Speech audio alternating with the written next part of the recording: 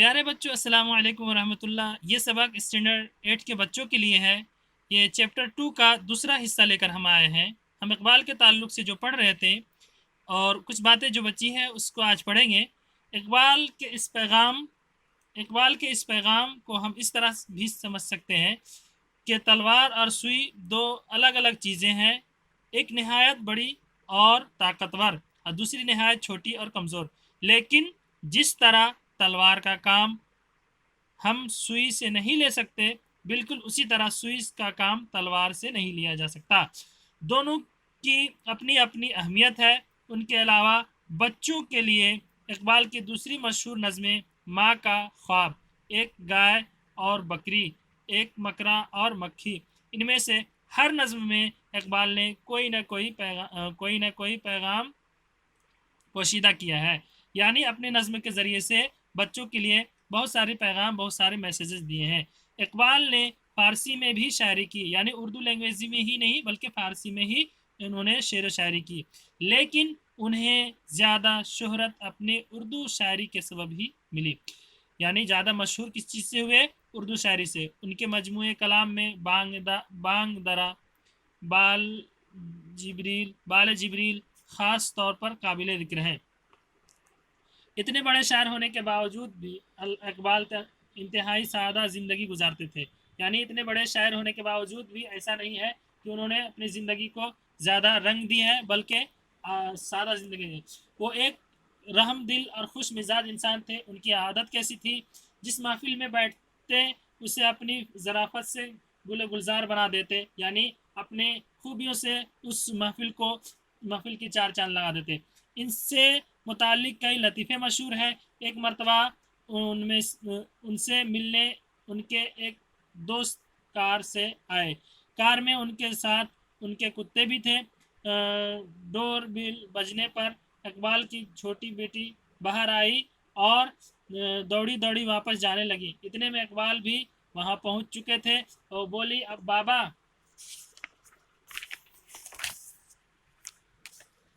کار میں کتے آئے ہیں۔ اقبال نے ظرافت کے ساتھ اپنے دوست کی طرف اشارہ کرتے ہوئے کہا، نہیں بیٹی، یہ تو آدمی ہے، یعنی مزاحیہ کردار بھی انہوں نے نبھایا۔ شوخی ظرافت ان میں لڑکپن سے ہی موجود تھی۔ ایک روز انہیں اسکول پہنچنے میں دیر ہو گئی۔ ماسٹر صاحب نے ٹوکا، اقبال تم دیر سے آئے ہو؟ انہوں نے برجستہ جواب دیا، جی ہاں، اقبال دیر سے ہی آتا ہے۔ 1937 میں اقبال دمہ کے مرض میں مبتلا ہو گئے۔ ان کی صحت دن بدن گرتی چلی گئی۔ تقریباً ایک سال بیمار رہنے کے بعد 2 اپریل 1938 یعنی ایک سال بعد اقبال نے اس دار فانی کو کوچ کیا۔ یعنی اتنی بڑی ہستی اس دنیا سے گزر گئے اور اپنے اشعار کے ذریعے دنیا میں لوگوں کے دلوں پہ راج کیے۔ اقبال آج بھی اس دنیا میں نہیں ہے، لیکن ان کی شاعری ہمارے درمیان زندہ ہے۔ وہ ہمیں ہمیشہ ان کی یاد دلاتی رہے گی۔ اردو شاعری جب تک زندہ رہے گی اور جب تک اردو زبان زندہ رہے گی، اقبال بھی زندہ رہیں گے۔ ہندوستان میں ان کا یوم پیدائش یوم اردو کے طور پہ منایا جاتا ہے۔ بچوں، تو ہمیں اس سے یہ میسیج، یہ پیغام، یہ نصیحت ملتی ہے کہ ہمیں بھی ان کی طرح زندگی گزارنے کی کوشش کریں اور محنت سے پڑھیں، اس طرح خوب محنت کریں تاکہ دنیا میں ایک کوئی دوسرا اقبال پیدا ہو۔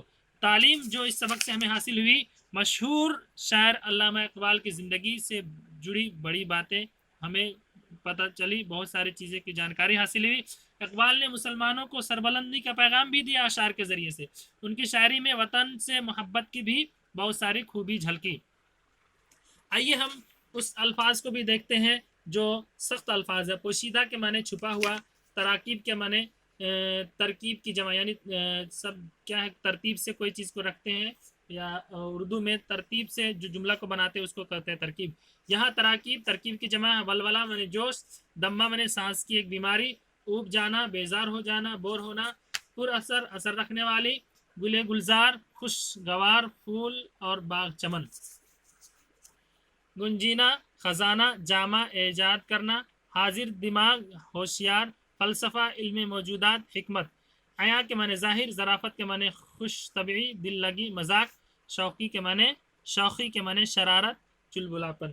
تو انہی لفظوں کے ساتھ یہ چیپٹر 2 کا پارٹ 2 کا سبق مکمل ہوا۔ پھر ملیں گے پارٹ 3 میں انشاءاللہ۔ السلام علیکم۔